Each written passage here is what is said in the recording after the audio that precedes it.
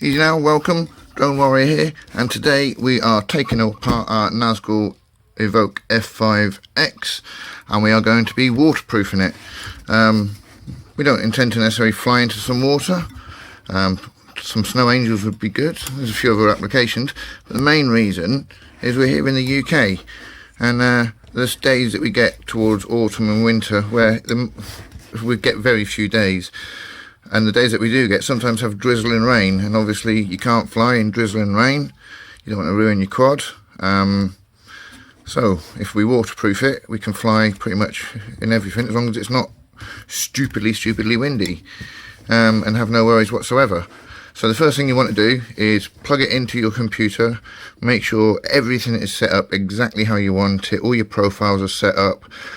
You can change your PIDs and your rates and stuff from the goggles, but make sure everything else is set up exactly how you want it, because we're going to be sealing off the flight controller, so we won't be able to get to it. Make sure you do that, make sure you back everything up, and then we're going to take the props off, take the battery off, and then undo the 8 little screws, 2 under there and 2 at the back, and we're going to take the back, this top plate off. We've got some FPV Worry free, supposedly some of the better stuff to use. Seems to be getting amazing reviews. I'm not sponsored or supported by anyone, so I'll buy all my own stuff. So I'll be trying this as it is, and then we've got some Rain-X for the lens to try and help that up across. So let's get cracking.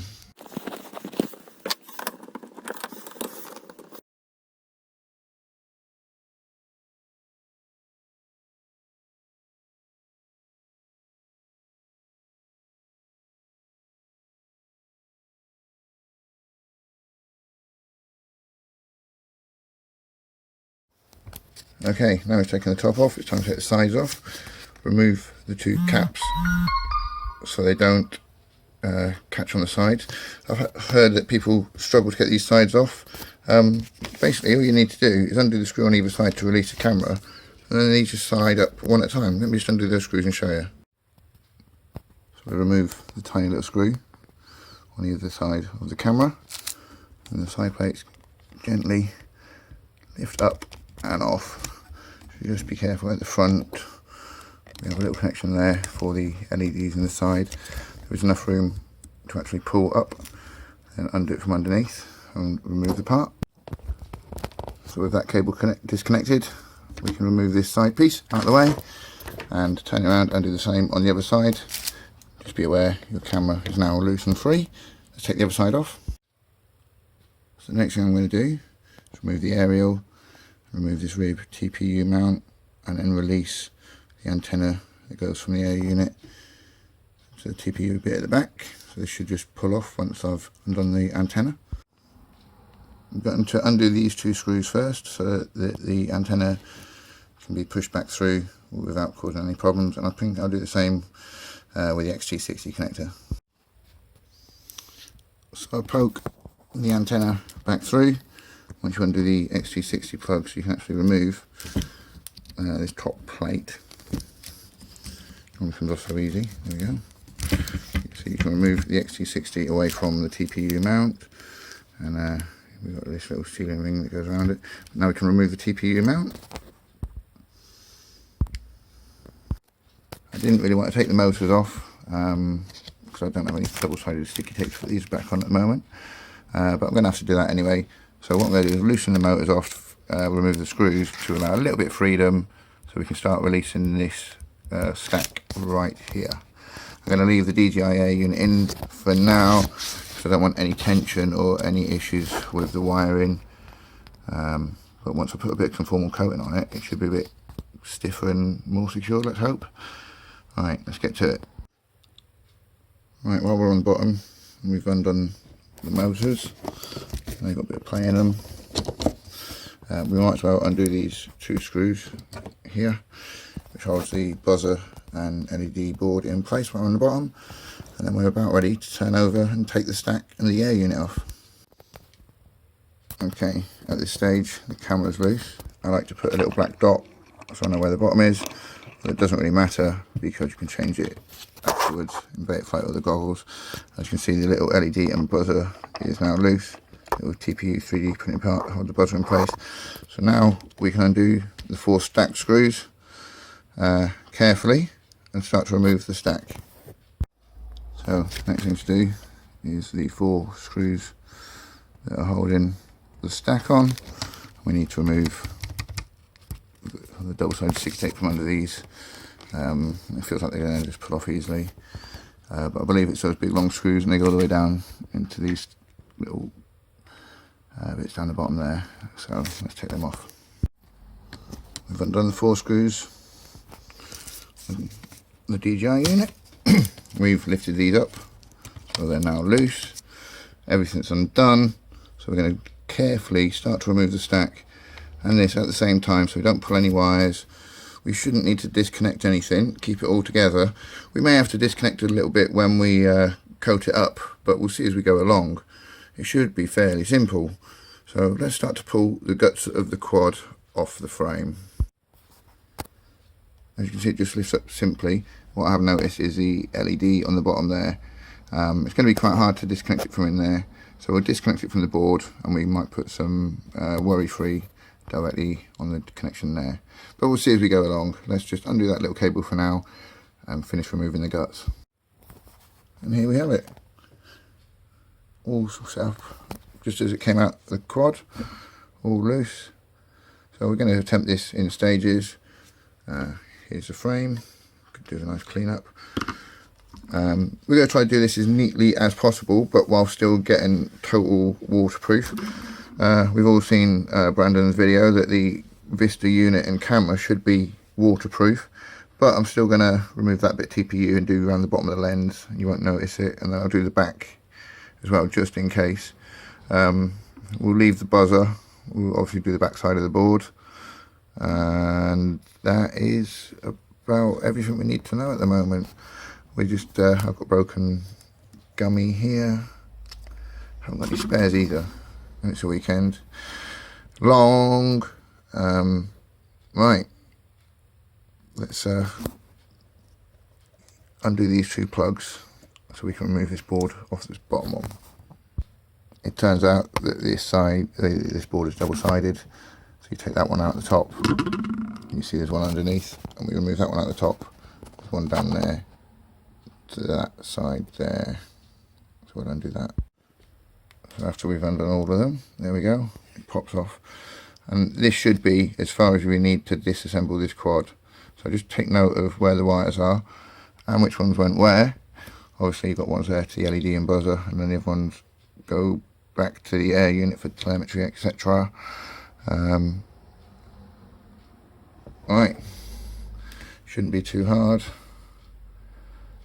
This one I'll do last so that we can then plug the connections in and waterproof the connections.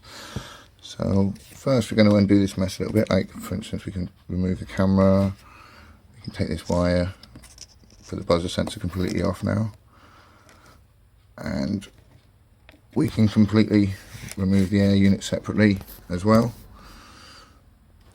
And then we have our first board that we can completely waterproof and cover. So let's get around to it. So as I said, we're going to take this nice and slow. Going to do the bottom of the ESC first. Don't know if I'm meant to shake the stuff. No, probably not. Right, let's see.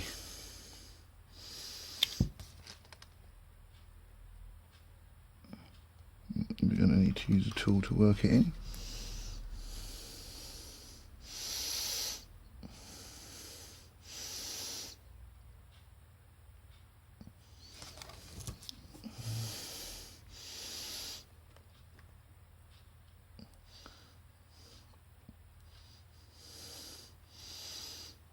Maybe I should get a little pick or something to help me move it around, but that's pretty good.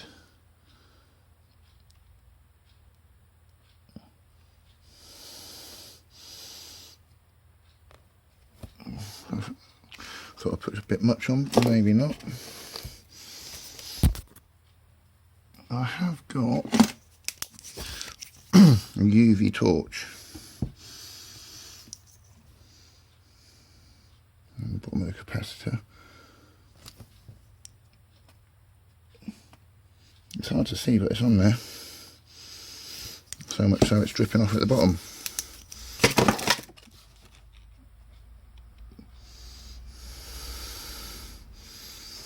Well,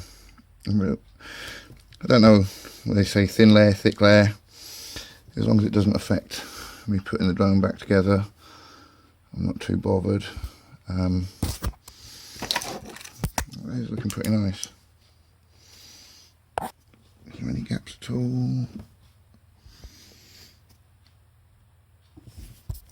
There's a little gap there.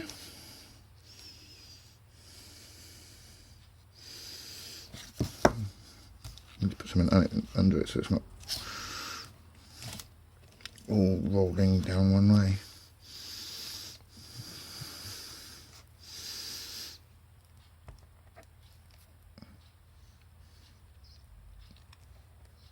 Plenty on there, that's fine.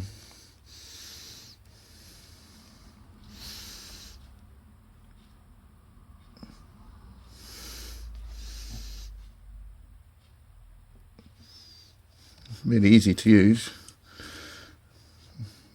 I keep thinking it's not on there properly, but it is on there really nice. Let's put this to one side and move on.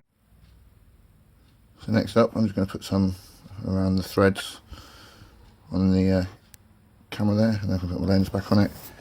We just run a little bead around a couple of sides, so obviously it needs to sit somewhere. We don't want it to be going everywhere. We try to do it neat, so we'll do the top and the sides a little bit, and now we're doing the lens, and we'll let that dry, and then we'll see what we're going to do with the air unit.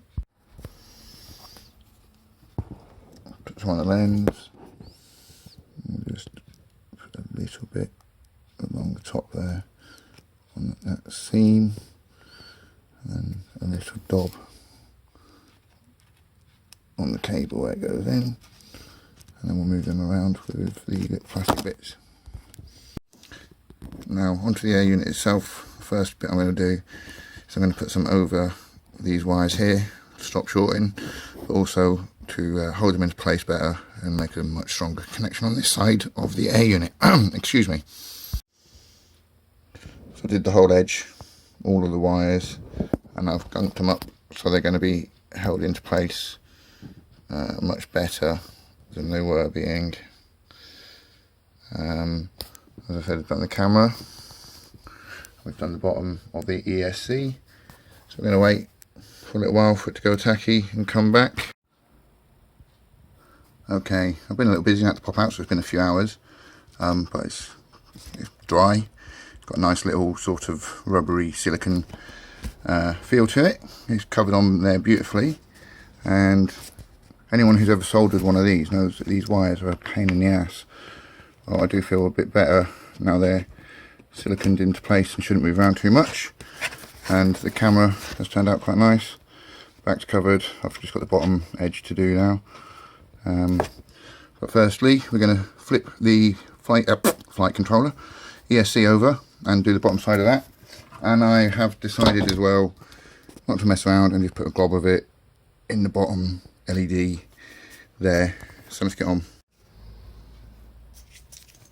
So you can see the ESC, little bubbles in it this time, I'm not sure why. I think it's probably because I'm doing such a thick coat. I've coated over the edge of the wires, and that connector is now sealed in as well. I'm going in for a bit extra because I want this to be 100% waterproof, and I don't want to have to worry about it. Will come back to it. You can barely see, but I've done that little side connector on a Vista unit. And I've now done the bottom stroke sides of the camera as well.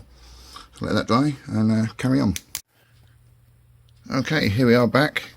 It's about a week later. I've managed to get some new gummies. Everything else is all dry, obviously. There's a few extra drone parts from a different drone lying around. Try and keep them all separate. What I'm going to do next is I'm going to put the air unit back in. I'm actually going to put the ESC back in and put the motors back on the arms, and I'm going to waterproof just the bottom of this, but I'm not going to go over the connectors yet, because what we'll do is when we put it on correctly and do the top side, we'll seal the connectors in all of them then. So just do the bottom side of this for now, and start building it back together. First thing to put back on is the air unit. Make sure the cables go underneath properly. Make sure the USB plug's on the right side even though it's sealed, and put the 4 longer M2 bolts into that and tighten down. Okay, bottom bit of the flight controller is dry, so we'll attach the ESCs. We can put the motors back on and attach these arm pieces. Make sure you don't forget the LED from the center cable that's going to come up. We'll do that board in a minute. And make sure you've got your 2 wires. This one here runs across the top. This one plugs into the bottom of the flight controller. So get all these motors buttoned down, the arms back together, and then we'll move on to the next step. Looking good. This next stage is a little tricky because we want to plug in the air unit, and then obviously we didn't finish waterproofing this side here, so we want to waterproof that side on the top side, then connect the DJI unit. We can waterproof that. Probably do it in stages. Waterproof that first, then waterproof the board, and then finally put it down and put these connections in for the LEDs and the TXRX, whatever, for the transmitter there, and then we'll do that. So we're going to do it slowly. We'll cover the other side of the ESC connector, and then we'll put the DJI connector in and go from there. Okay, once that bottom layer is dry, we can flip the board around and put the top layer in. Don't forget to put your little single, little grubby, little rubber spacers. This cable's going to go under the bottom there, so with a camera cable, going to go between. This one is one we're going to plug in on there, on the top side of the board here, and then the LEDs plug into that one there.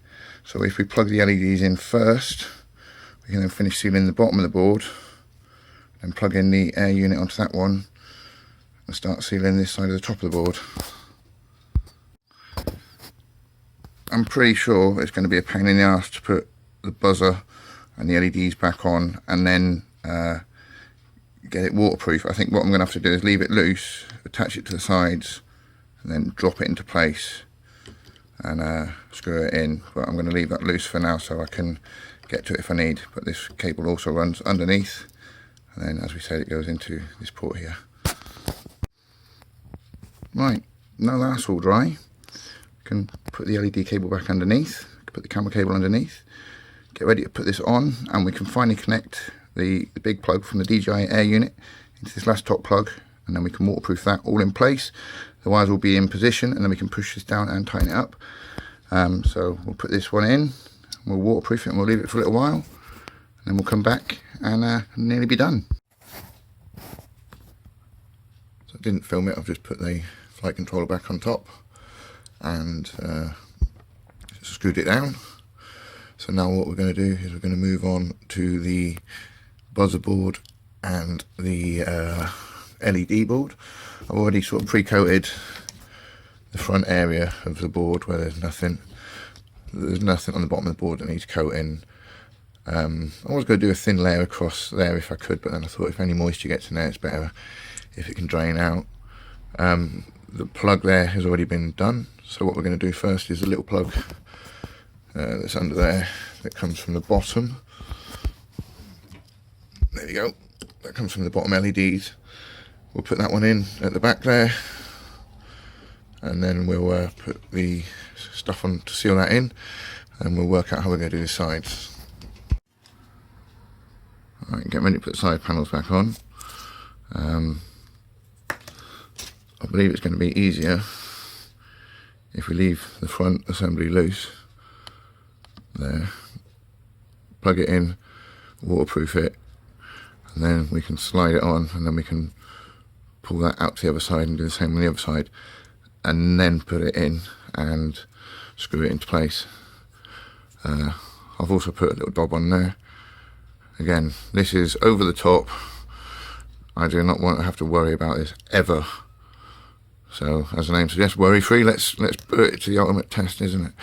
So, get this side put in there and waterproofed. I'll do the other side. You don't really need to see it, and then I'll show you it loose before I put it all back together. this is how I've decided to do it. So I've plugged both side panels in, and I've waterproofed that whole board. We've left it loose, the camera's loose, so it can be moved out of the way, and then we can put these boards back on. Yeah, I've got them the right way around.